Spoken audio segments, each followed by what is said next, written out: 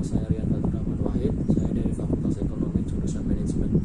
NIM saya 304018305. Pada hari ini saya akan menjelaskan tentang manajemen strategi. Yang pertama yaitu bagaimana proses manajemen strategi.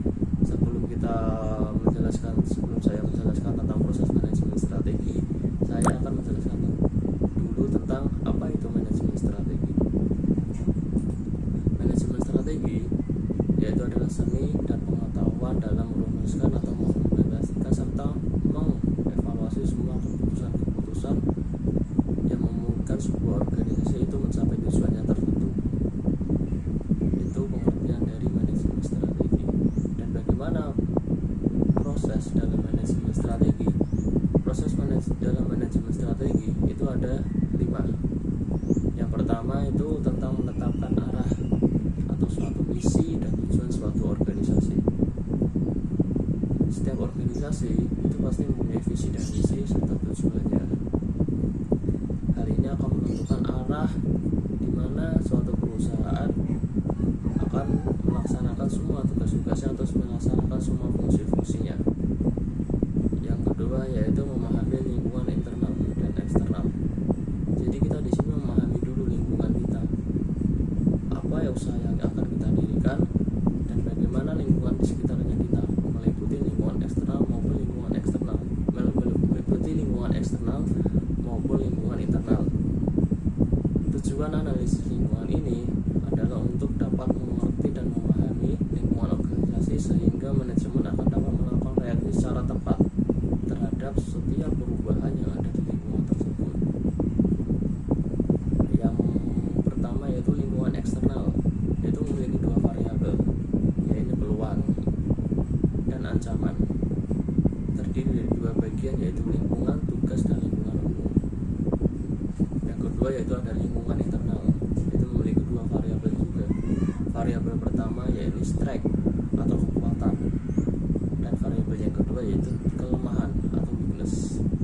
Mencakup semua unsur bisnis yang ada di dalam suatu perusahaan seperti struktur organisasi, perusahaan, budaya perusahaan, dan sumber dayanya. Sekarang yang 3, proses dalam manajemen strategi, yaitu perumusan strategi. Perumusan strategi ini kita melibatkan penetapan serangkaian tindakan yang tepat guna mencapai tujuan suatu organisasi. Kita bisa menganalisis suatu itu. Menganalisis suatu berupa yang pertama tentang strategi kekuatan. Adalah suatu kondisi di mana perusahaan mampu melakukan semua tugasnya secara dengan baik. Dan yang kedua yaitu ada weakness, kelemahan. Adalah suatu kondisi di mana perusahaan kurang mampu melaksanakan tugasnya dengan baik dikarenakan sarana dan prasarananya kurang mencukupi. Yang ketiga yaitu opportunity. Adalah suatu potensi bisnis menguntungkan yang dapat diraih oleh suatu perusahaan yang masih belum dikuasai oleh pihak pesaing atau pihak lain.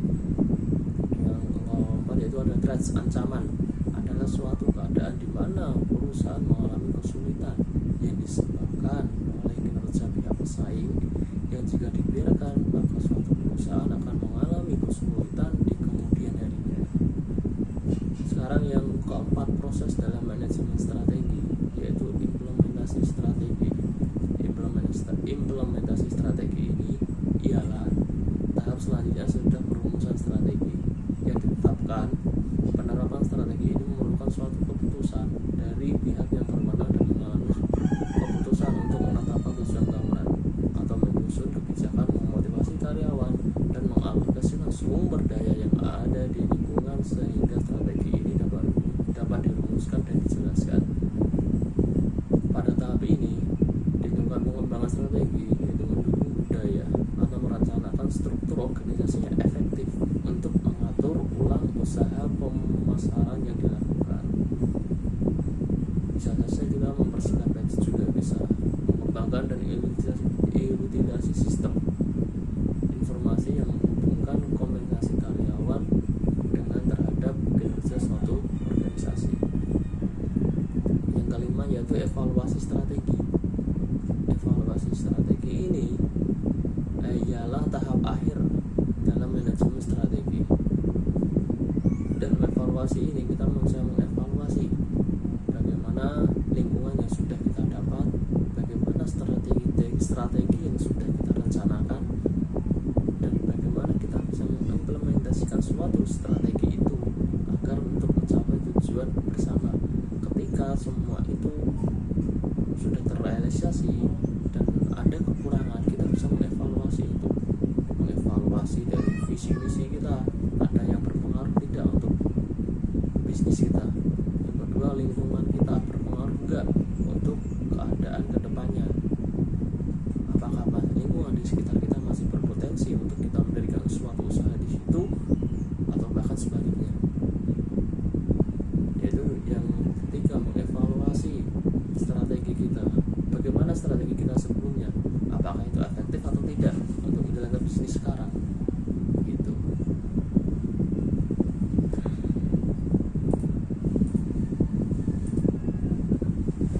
Terus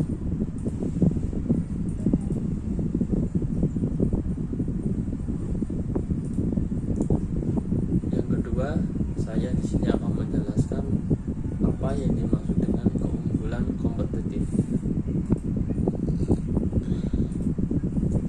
Keunggulan kompetitif yaitu suatu perusahaan dikatakan memiliki suatu keunggulan kompetitif ketika perusahaan tersebut mempunyai sesuatu yang tidak dimiliki pesaing dan melakukan sesuatu lebih dari perusahaan lain untuk mampu melakukan sesuatu yang tidak mampu dilakukan oleh suatu perusahaan lain. Jadi di sini kita mempunyai hal yang baru, hal yang tidak dapat ditiru oleh suatu perusahaan lain, hal yang benar-benar menjadi komitmen kita, menjadi menjadi simbol kita atau kekuatan kita yang tidak mampu dilakukan oleh suatu perusahaan lain.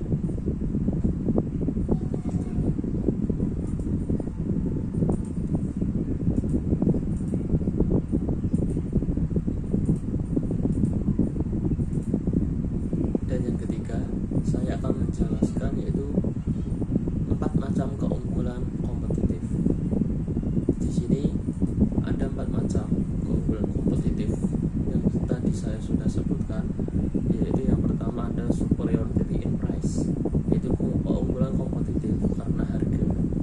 Harga di sini tidak selalu harus lebih murah daripada pesaing kita, boleh lebih tinggi, tetapi pelanggan harus merasakan nilai tambah yang lebih besar dibandingkan harga dari perusahaan lain. Jadi di sini kita bisa melebihkan harga itu atau bisa menurunkan harga itu. Ketika kita melebihkan harga itu, apa keunggulan dari produk kita sehingga kita memilih harga yang lebih mahal daripada suatu perusahaan lain. Yang kedua ada superiority quality and design, keunggulan kompetitif karena kualitas desain yang lebih baik dibandingkan kompetitif kita atau pesaing kita. Jadi kita di sini bisa melibatkan harga itu lebih tinggi daripada kompetitor kita dengan desain yang lebih bagus, dengan desain yang lebih kekinian, dengan desain yang bisa membujuk konsumen itu untuk membeli barang kita. Kita bisa mendesain itu, kita bisa membuat desain itu menjadi menarik agar konsumen juga melihat produk kita dan membeli produk kita. Dan yang ketiga itu ada superiority in customer responsive, keunggulan kompetitif karena perusahaan mampu merespon semua kebutuhan dan keinginan customer. Jadi di sini kita memaksimalkan apa kebutuhan dari customer itu dan apa keinginan dari customer itu. Customer bisa menilai itu dari harganya, dari desainnya. Keinginan customer bagaimana? Apa yang kurang dari produknya kita? Kita bisa mengevaluasi itu untuk melanjutkan produk-produk yang lebih baik lagi. Dan kita bisa merespon semua kebutuhan dari konsumen itu. Misal konsumen itu memerlukan apa? Apa yang kurang dari produk kita? Cita rasanya kah? Dari harganya yang kurang murah kah? Kita bisa merespon itu dan kita akan mengevaluasi itu dan kita akan memberikan apa yang konsumen itu ingin butuhkan.